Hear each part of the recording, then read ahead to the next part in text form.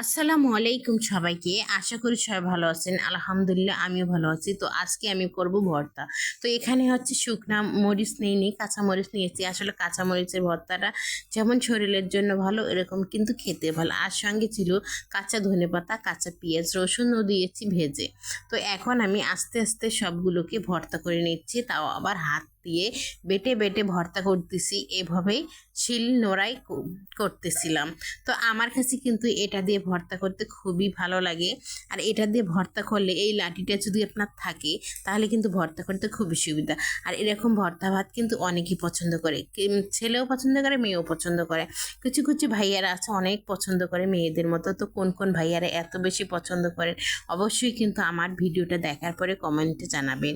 আমি জানি অনেক আপুরাও পছন্দ করে, কিন্তু মেয়েদের তুলনায় কিন্তু ছেলেরাও কম পারে না। খাওয়া জিনিস সবাই পছন্দ করে।